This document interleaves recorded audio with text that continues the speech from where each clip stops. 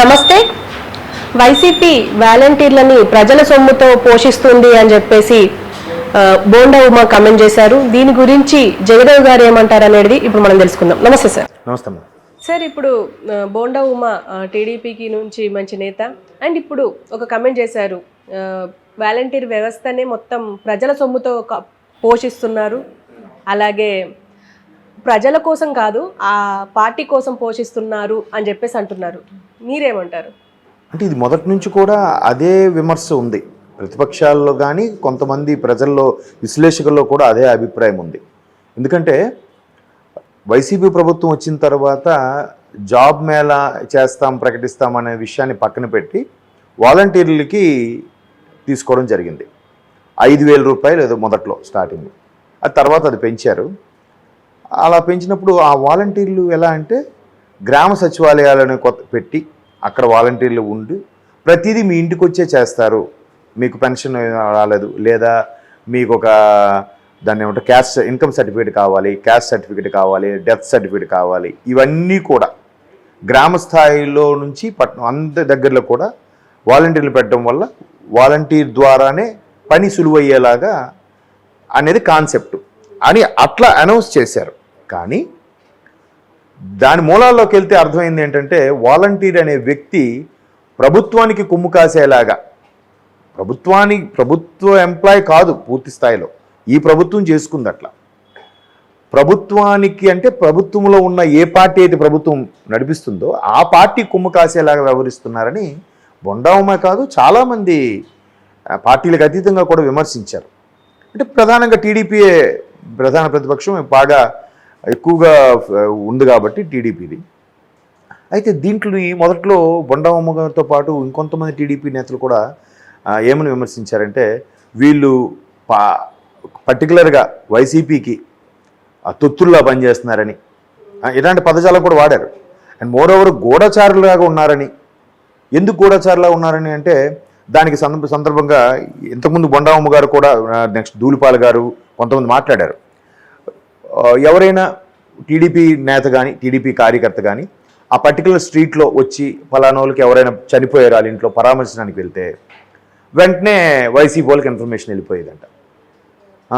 వాళ్ళ ఇంటికి ఎందుకు పరామర్శించడానికి వచ్చారు, వెంటనే వాళ్ళు వచ్చి మీ ఇంటికి ఈరోజు టీడీపీ వాళ్ళు వచ్చారంట అవునయ్యా పరామర్శన ఎందుకు వచ్చారు, మీరు అలాగ ఎవరిని ఎలా చేయకండి, అసలు మన వైసీపీ పథకాలన్నీ మీరు తీసుకుంటుండగా వాళ్ళకి మీరు ఎందుకు రాణిస్తారు అన్నట్టుగా వచ్చి ఈ వాలంటీర్లు మాట్లాడేవారట. అంటే వాలంటీర్ అంటే ఈ నాయకులు వచ్చి మాట్లాడేవారు. ఎలా తెలిసిందంటే పక్కింట్లో వాలంటీర్ ఉంటున్నాడు కాబట్టి ఈ వాలంటీర్ కూడా అలాగే చెప్పేవారట. మీ స్ట్రీట్లోకి కానీ మీ గ్రామంలో కానీ ఎవరైనా వస్తే ఏంటి మాకు తెలియజెప్పాలి, ఆ స్థానికంగా ఉండే ఎమ్మెల్యే కానీ స్థానికంగా ఉండే వైసీపీ కార్యకర్త కానీ సీనియర్ వైసీపీ లీడర్ వాళ్ళకి ఇన్ఫార్మ్ చేయమని చెప్పారట. సో ఈ విషయాలు వచ్చాయి.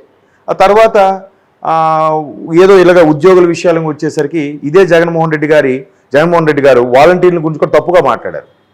మేము అందుకే మీకు ఇంకా పూర్తి స్థాయిలో చేయలేదు, మీకు ఇచ్చేది ఎక్కువ, మీరు ఏం చేస్తారు, నెల మొదట్లో పెన్షన్లు అవి ఇవ్వడానికే ఉన్నారు కానీ తర్వాత ఏం చేస్తారంటే దానికి చాలామంది వాలంటీర్లు హర్ట్ అయ్యారు, కొంతమంది రిజైన్ కూడా చేశారు. మళ్ళీ దాన్ని కప్పుచ్చడానికి ఏదో సంథింగ్ మళ్ళీ వాళ్ళకి ఒక 8,000 ఎంతో శాలరీ చేసి మళ్ళీ చేశారు. బట్ చాలామంది చేస్తున్నారు. వాళ్ళని పూర్తి స్థాయిలో వినియోగించుకొని వాళ్ళ వైపు తిప్పుకునే విధంగా వాళ్ళు బాగా ట్యూన్ చేసుకొని ప్లాన్ చేశారు. అందులో భాగంగానే రేపు రాబోయే ఎలక్షన్స్లో కూడా వాలంటీర్లతోనే ఎలక్షన్స్ నిర్వహించాలనే ఆలోచన కూడా చేసినట్టుగా మనం వార్తల్లో చూసాం వైసీపీ కదా. చాలాసార్లు అంటే ఈవెన్ వాళ్ళు ఎలక్షన్ కమిషన్ లేఖ కూడా రాస్తే వాలంటీర్లు ఈ ప్రభుత్వం వాళ్ళ సౌకర్యం కోసం నియమించుకున్న వ్యక్తులే కానీ ప్రభుత్వ ఉద్యోగస్తులు కాదు.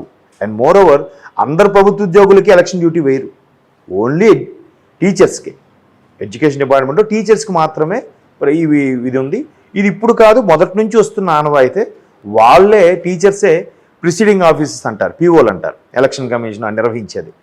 అందులోనే ఒకరు డాట్ పెట్టేవాళ్ళు, ఒకరు వాటర్ ఐడిని చెక్ చేసేవాళ్ళు, ఒకరు మిషన్ దగ్గర పంపించేవాళ్ళు, రకరకాలుగా. సో వాళ్ళని presiding officers, assistant presiding officers అంటారు, వాళ్ళు నిర్వహిస్తారు. ఇంతకుముందు జనాభా లెక్కలు కూడా టీచర్సే పర్ఫెక్ట్గా చేసేవారు కూడా. మధ్యలో ఒక ప్రభుత్వం వచ్చినప్పుడు ఇలాగే టీచర్స్ని తప్పించి వేరే రెవెన్యూ వాళ్ళతో కూడా చేయించారట. ఆ ప్రభుత్వం పేరు అనవసరం ఇప్పుడు, ఆ చేయించినప్పుడు వీళ్ళంత పర్ఫెక్ట్గా చేయలేకపోయారంట అప్పుడు రెవెన్యూ వాళ్ళు కూడా.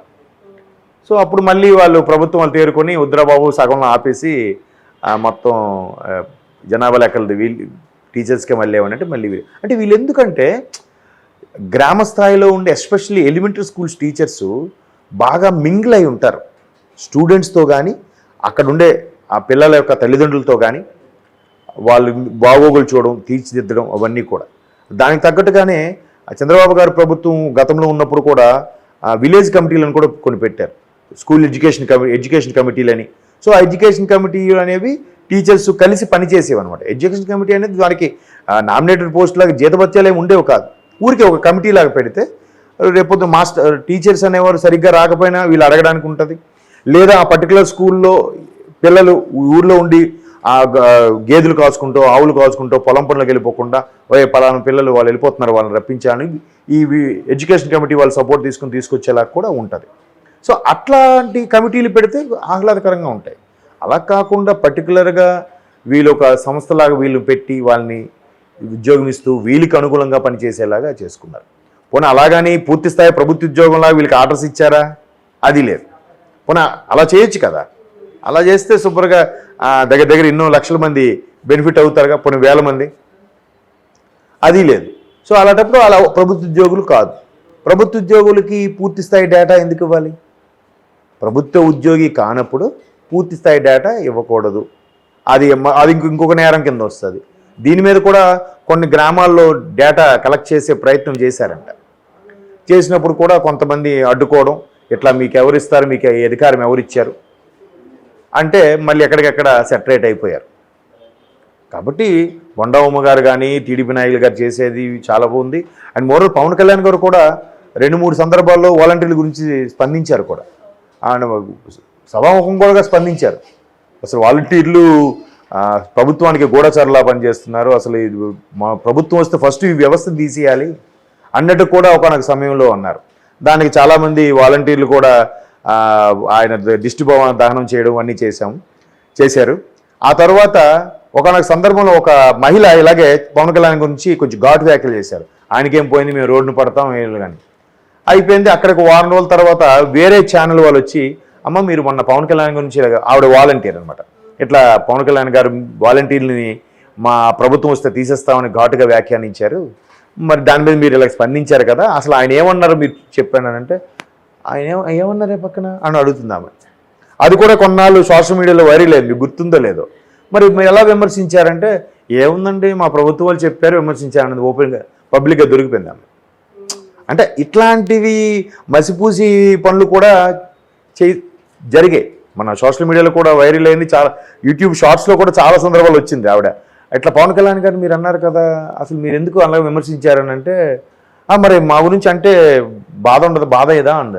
సరే ఏమన్నారమ్మా మీరు చూడంటే, పక్క వాళ్ళని అడుగుతుంది, ఏమన్నారు పవన్ కళ్యాణ్ అని అంటే తెలీదు ఆ పాప ఆమెకి.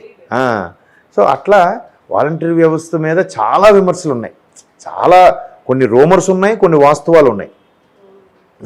అంటే ఇంకో సంగతి కూడా విన్నాను నేను, ఇదే వాలంటీర్స్ వాళ్ళు ఇప్పుడు ఎవరెవరికైతే పెన్షన్స్, ఎవరికెవరికైతే పథకాలు కొంతమందికి అందుతున్నాయో వాళ్ళకి వెళ్ళి, అమ్మ మీరు ఎక్కడికైనా వెళ్తే మాత్రం మాకు చెప్పాలి, అంటే మా గ్రిప్లోనే ఉండాలి, పలానా దగ్గర డ్వాక్రా మహిళలు ఇది అవుతుంది అక్కడ రావాలి, పలానా దగ్గర వైసీపీ సభ అవుతుంది మీరు అక్కడ ఉండాలి అంటే మందిని సమకూర్చడం కూడా ఈ వాలంటీర్లు అదే చేస్తున్నారంట.